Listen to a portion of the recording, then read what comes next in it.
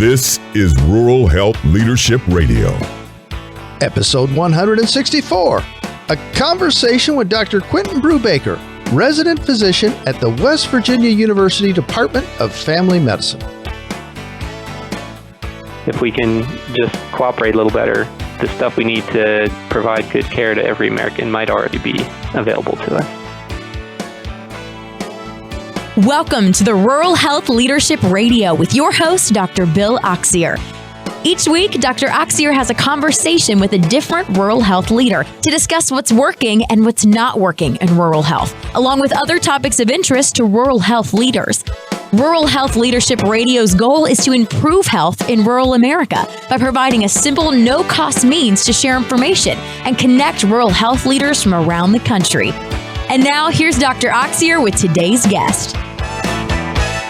Hi, everybody. I am your host, Dr. Bill Oxier, and I welcome you to the Rural Health Leadership Radio podcast. I'd like to thank Bill Oxier Healthcare Executive Coaching for underwriting the cost of today's episode. But more importantly, I want to thank today's guest, Dr. Quintin Brubaker, for taking time out of his busy schedule to have a conversation with us today. Welcome to Rural Health Leadership Radio, Quintin. Hey, it's really a privilege to be here. Thank you very much. Dr. Quintin Brubaker is a resident physician at the West Virginia University Department of Family Medicine. So, Quintin, tell us about yourself. Who is Quintin Brubaker? I should say, who is Dr. Quintin Brubaker? What's your story? Yeah, the doctor part of that is still a very recent addition. So I'm still getting used to hearing that as well. Yes, congratulations for graduating from medical school. Oh, yeah, thank you. So prior to the recent graduation, I'd grown up in the state of Virginia in the Shenandoah Valley, and then went to college, got a history degree at the University of Virginia, and then with that bachelor's degree, which was about just as the Great Recession was kicking in the mid-2000s, I kind of worked in a variety of fields, sometimes as a raft guide and also as an EMT and then paramedic. And over those years, I did pre-med and the MCATs and everything along the way, and then finally applied to medical school nearly a decade after college. And I went to West Virginia for medical school thinking about the natural attributes of the state that I'd fallen in love with, the recreational aspects, river and mountains. And then going to school here, that's what kind of kept me sane through the stress of med school along the way. So made it through, still feel great about the field and about being here, and graduated really just a matter of weeks ago with my MD. And now I'm excited to be getting started as a family medicine resident. Oh, that's great, Quintin. And I love your experience. I would, a raft guide, I love that. I'd love to do that myself. So I wish I had that in my repertoire of things I've done. I've gone on rafting trips, but I never was a guide. So some great experience with that and the EMS experience on your journey to becoming a physician. Why did you choose being a physician as an occupation? So if the story above kind of suggests it was kind of the long route to it, in college I wasn't really interested in medicine, and I hadn't really been exposed to it. No family members or anything that necessarily pointed me to being a doctor. And frankly, I remember thinking that my classmates doing their pre-med stuff were just kind of crazy for the amount of stress that they were assuming, and just all the tension at that tender age of being a pre-med. Then me personally, my last semester of college, I took a EMT class, really for just kind of elective credit, and I really fell in love with it. So in following college, I found EMS was kind of an option as far as a career, yes. Entering the workforce. Right.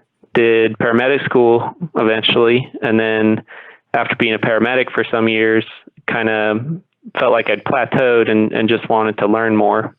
So going to med school and becoming a doctor I saw it as both making the most of my kind of cognitive abilities, but then also like magnifying my ability to do good for the communities I was part of. Yeah, I think it's a nice journey, actually, because you had time to reflect on these things and these life experiences that you've had, and make that decision, a more informed decision, if you ask me. So I think that's pretty cool. So that explains why you decided to become a physician. Why focus on rural health? So I had a bit of a rural background, kind of on the outer suburbs into somewhat rural area where I was growing up. But it was really after leaving home that all my recreational interests were evidently oriented around rural areas between rafting, kayaking, biking, hiking, hunting, fishing. That's just what draws me, and lo and behold, it's rural areas that tend to have the best kind of places for all that stuff. Kind of hard to do that in an urban area, that's for sure. Yeah, I don't want to cast shade on I think there's some pretty great park systems and things out there, and some neat stuff in urban planning, but the wide open spaces, that just can't beat them. So that was just kind of the personal side. But as I was working as a paramedic then in a rural community, I was kind of thinking about the structural issues that led to some of the health problems that our patients were finding. So I thought in med school I wanted to apply to a place with a strong rural programming where I could also be kind of accessible to all these recreational things that I love. And for me, that was WVU. Then in the course of actually being here and kind of building on those experiences, it just reinforced the kind of interest that I had to begin with. So what was just the idea of, maybe a rural career was really supported and established. Excellent. So, Quintin, the name of this program is Rural Health Leadership Radio, and I emphasize leadership. What's your definition of leadership? So I sort of think about leadership in two ways. I suppose there's a lot of definitions out there, but I sort of think about the leader as a part of a team, in the sense of someone who, whether or not the captain or the coach, or even just a teammate, you can be a leader by helping the group of people that you're in kind of accomplish more than just the sum of your parts, by respect, communication, kind of orienting everyone around shared goals. You can enhance what a group of people can do in that kind of like immediate interpersonal setting. But I think I spend more time thinking about leadership in sort of a strategic or maybe, organizational aspect that relates to kind of having a vision for how the systems and institutions that you're part of can change in positive ways, and then it's basically taking action to help realize that vision. So those are the two kind of avenues, I think, of leadership. Yeah, I appreciate how you divided that into a tactical aspect and a strategic aspect of leadership. So that's interesting. Thanks for sharing that, because I figure you must be an expert in leadership, because in May, when I met you at the National Rural Health Association conference in Atlanta, you were there to accept the NRHA Student Leadership Award. Talk about that and what that meant to you. Yeah, I mean, that was a really nice honor. I'm not so sure that I'm any kind of expert. Maybe just an enthusiastic novice at this point, but I feel mainly just kind of an outpouring of gratitude relating to an award like that. And I think the NRHA itself is doing something really important by just having the optimism to support students with this sort of a thing. And then I feel just huge gratitude to everybody at West Virginia University, between the Family Med Department, the rural track I was in, the Institute for Community and Rural Health. All of these things provided me mentors, opportunities, and eventually like tangible scholarship support. And that all those pieces came together to help affirm the trajectory I was on. And I think I really just ended up at the crossroad, the intersection of several of these things. I think as a very visibly engaged student, again, more than I feel like any kind of expert in leadership. Yeah, but I appreciate you talking about the importance of mentorship in what you were just saying there too, because that had to have a huge impact on you, and probably one of the reasons that you were recognized among many others for that award. So I think that's pretty cool. So thanks for sharing that with us. Yeah, my pleasure. Can you talk a little bit about government and policy in medical education? Yeah, this is something I find like intensely interesting, and just so complicated, it kind of still escapes me. But dating all the way back to being an EMS, it struck me that the healthcare, the U.S. healthcare setup that we have, is more complicated than any of the headlines or the political debates would even hold. And I say healthcare setup because even in these same debates, people talk about the healthcare system, which I don't really think that we have a healthcare system in the U.S. I think we have this incredibly involved, interlocking network of systems with all kinds of components guided by policies at the federal, state levels, guided by free market forces, lacking consensus and some key ethical and financial aspects. So it just seems like while many of us kind of look to the healthcare system, I'm not sure that it's really there. I think maybe what we have instead is a healthcare ecosystem. But regardless, at so many kind of points of this thing, there are policies that affect patients, affect payers, affect providers. And the intricacies of policies, the word policy just seems like this maybe an inert kind of boring term, whereas to say politics is this emotionally charged, maybe stressful term for some, but whatever the audience and healthcare providers and rural leaders, whatever our different politics are, I think that there's so much opportunity if we kind of just burrow down on the policies and find where individual policies can represent value systems that we share, regardless of how our politics differ. There's great opportunity there. And so I guess the question had to do with medical education. I think it's important that learners in healthcare career fields be exposed to this stuff from the beginning, so it becomes part of the air that we breathe when trying to solve problems for our patients, but then also make kind of more effective healthcare systems in our states, and then who knows at the higher level. Yeah, that's very interesting perspective that you have there, and I really appreciate you sharing that. And I'm sure as a history major, you can probably provide some historical perspective on these same issues too, I would guess. I actually got drawn to thinking about the healthcare system based on reading about. Gosh, this was back when I was still an EMT, and frankly, before Obamacare and everything, reading about the U.S.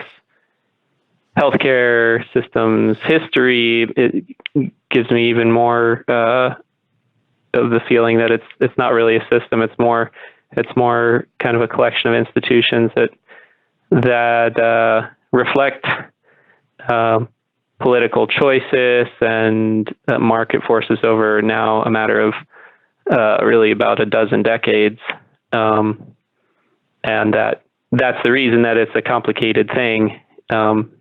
It's just never. I personally don't believe it's ever been a system in the way that we think of a train system or an electrical system or a communication system. Yeah, very interesting. Thank you, Quintin. Right now, we're going to take a short break. Then we'll be right back to continue our conversation with today's guest, Dr. Quintin Brubaker. Quintin was just sharing his perspective on our healthcare system and how it isn't necessarily a system, but more of a collection of institutions. Well, that's kind of an interesting view, isn't it? I appreciate Quintin taking a different view and thinking bigger, not accepting the status quo. Thinking bigger, stretching beyond boundaries that quite often are self-imposed is one of the many benefits members of the Rural Health Cafe Mastermind Group are realizing. Fellow Rural Health Cafe members will help you see the potential you may be missing out on. Participating in the Rural Health Cafe Mastermind Group is all about giving back and helping others. Everyone gives and everyone receives. Now, not only will you grow as a leader, you will also be helping Rural Health Leadership Radio achieve our mission, because our mission is to improve the world by engaging rural health leaders in conversations, learning, and research. And the Rural Health Cafe definitely provides a venue for conversations and learning. Now, we do ask for a tax-deductible donation to join the Rural Health Cafe. And as a 501c3 nonprofit, 100% of your donation helps Rural Health Leadership Radio fund that mission. On top of that, you'll become a more effective leader. I'd love to have you join our group and realize the benefits, and appreciate your support of Rural Health Leadership Radio. Interested? If you are, send me an email to bill@billauxier.com. That's BILL at BILLAUXIER.com. Now, if you'd like to support Rural Health Leadership Radio, but not interested in the Rural Health Cafe, you can also go to our website and check out our donation page. We offer a variety of options to make a donation to support Rural Health Leadership Radio and our mission, along with a variety of gifts and bonuses based on your donation level. So check it out at www.rhlradio.com. Other services we provide outside of the Rural Health Leadership Radio nonprofit include one-on-one executive coaching, team coaching, community coaching, strategic planning, facilitation, boot camps, and more. So if you're considering investing in your leadership development or your organization's leadership development, we should talk. To schedule a no-obligation discovery call, simply send me an email to bill@billauxier.com. That's BILL@BILLAUXIER.com. Thank you. We're having a very interesting conversation today with Dr. Quintin Brubaker. Dr. Brubaker is a resident physician at the West Virginia University Department of Family Medicine, a recent medical school graduate. Right before the break, you were talking with us, Quintin, about your take on healthcare systems and government and policy and medical education.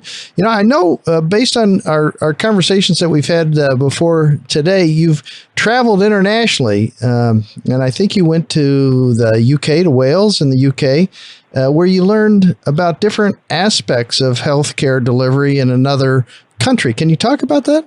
Yeah, Wales, the opportunity to go there was supported by our global engagement office here at WVU, and it was a phenomenal experience for the first part, because the people I met there, specifically at an organization called Rural Health and Care Wales, which is sort of a nonprofit entity in the most rural part of Wales, which in turn is one of the more rural parts of the greater UK. They're doing really dedicated and interesting work on addressing challenges there that in so many ways are similar to those our rural areas face, from things as simple as just the distances between patients and providers, their primary providers or tertiary care. Small winding roads causing two places that are close on the map to be hours apart. Yes. That probably sounds familiar to you from where you grew up and went to school, right? Oh, absolutely. Yeah. It's hard to explain to people from other places just how far apart. Although, are you I saw the area code. Are you there in Kentucky? I used to be. I'm in Tampa, Florida now, but I know all about the hills and hollers of Kentucky. That's for sure. The roads are probably a little straighter in Tampa. Yes, they are. But that's interesting. They have the common challenge in Wales in that regard. What else did you find out while you're there? Well, it was, just as a student at the time, it was, I think, enriching to see those similarities. But then also very interesting to see the different ways that they're tackling them. Of course, the UK has the National Health System I think it's actually National Health Service, but which is sometimes kind of cited on this side of the ocean as this example of, this single payer, perhaps pejoratively called the socialized model. But it was interesting to go to a place that has the same challenges with a different, just very different foundation, and to see, it's no utopia. They face the struggles you hear about of wait time and access, probably are worse than we have here. But this universal appreciation for the thought and the reality that anybody can access care was something really, really spectacular to see firsthand. So I came away with that, never thinking that, this is what we need to do, but strongly thinking, yes, we could learn a lot from this to create our own solutions, drawing from a broader basket of ideas. Yeah, it's interesting, and it's amazing how common some of the issues and challenges we face in rural America are with other parts of the world, and how everybody takes a different approach. So we can learn that across the United States as well as across the oceans with other countries. So thanks for talking about that.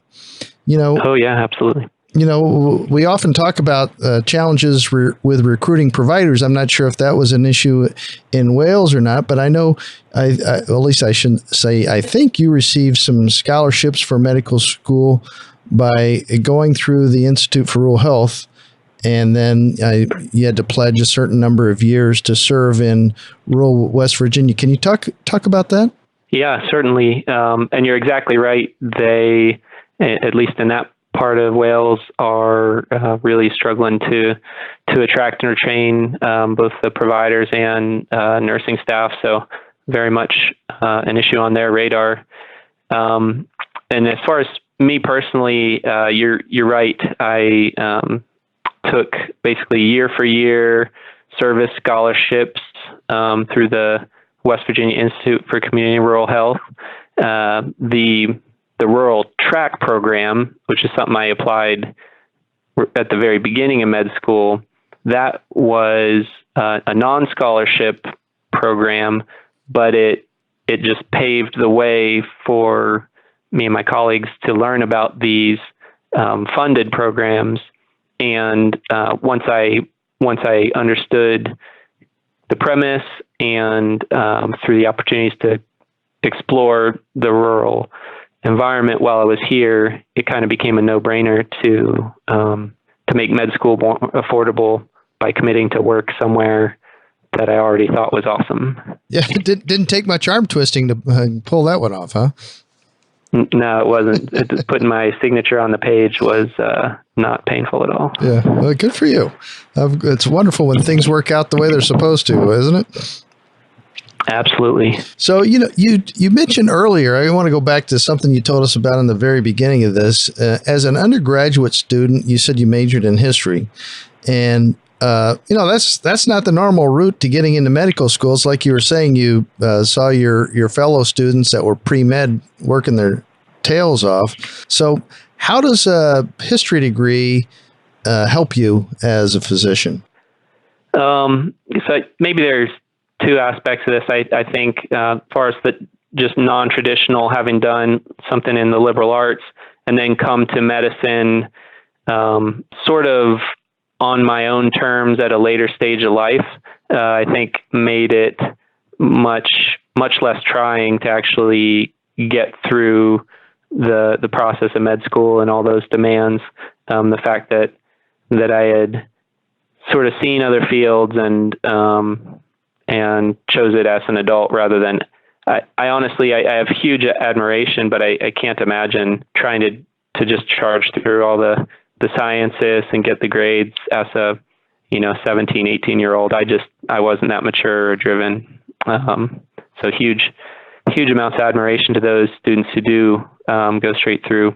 But as far as studying history in particular, I think that history, at least my degree, kind of forced me to appreciate how everything today it's not just some happenstance background of the world we live in. Every piece of it got that way for reasons, and those reasons, they left evidence that we can look back at and piece together how, very, very causal interactions between things in the past created the world today. And so for me, trying to think about the things today systematically to find a way for some of these systems and institutions into the future, that's I think the greatest application of it.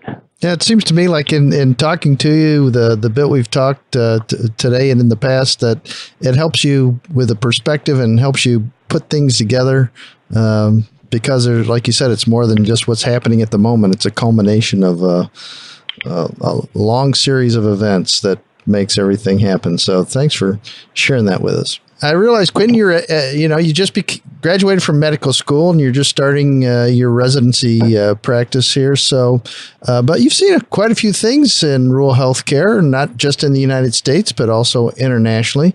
What scares you the most about the future of rural health? Well, overall, I'm pretty optimistic about it. I think that the things we're doing already are, in many parts of the country, are actually holding up well on a piecemeal basis against the challenges of distance, of struggling economies, of aging demographics, and so from this kind of big perspective view that I just kind of find myself in after a chat like this, I just worry that as we work to solve these things, we might make it more and more complicated before we would reduce things and make the system simpler. I think people in states across the country are doing incredible work, and so even though I know there are many challenges, I try not to be too bearish about rural health. But man, if things get more complicated from the payer standpoint and policies and requirements and reporting and regulations, that just seems like that seems kind of inevitable and just kind of stressful to think about. Yes, very stressful. But as human beings, it does seem like we tend to make things more complicated than we need to too many times. So, well, that's what scares you. What excites you the most about the future of rural health? Yeah, like I say, I do feel optimism, and I think between what I've seen at the state and rural health conference I've been to, and in these other countries, and frankly, even just kind of listening to your podcast and hearing what people are talking about and thinking about, I get this sense that maybe everything that we need to do rural health and health in America, everything we need to do it just right, enough resources, enough know-how, it might already exist. Like the tools that we need, I think they might be already here in the world with us. And the trick might just be to stop tripping over some of our tendencies and instinct to compete which is bred into our kind of market loving culture. If we can just cooperate a little better, the stuff we need to provide good care to every American might already be available to us. I love that perspective. Thanks for sharing that with us.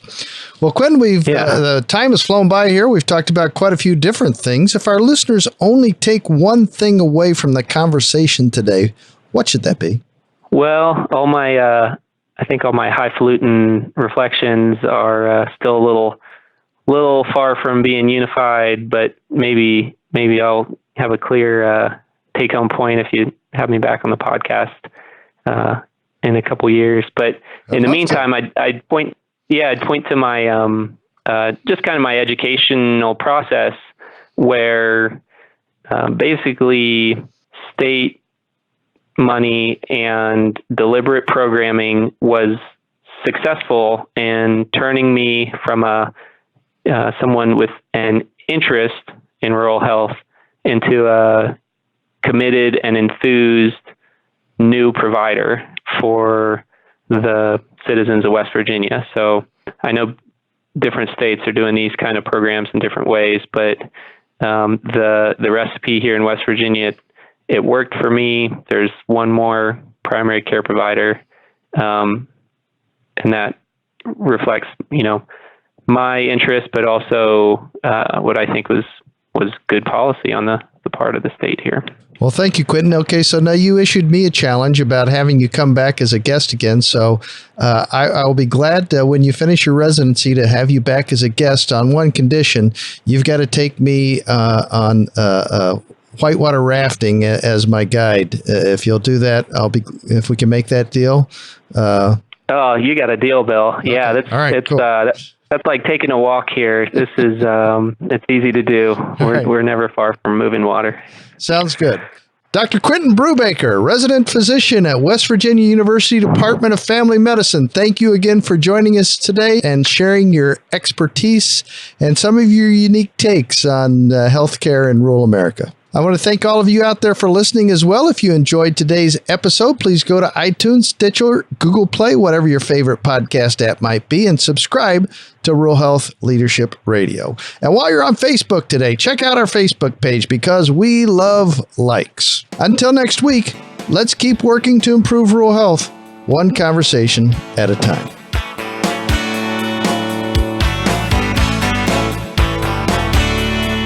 If you would like to connect with today's guest, please send an email with your contact information to bill@billoxier.com. If you would like to be a guest or suggest someone else as a guest, have a question you would like to ask, or simply want to contact Rural Health Leadership Radio, please use that same email address, bill@billoxier.com. That's BILL@BILL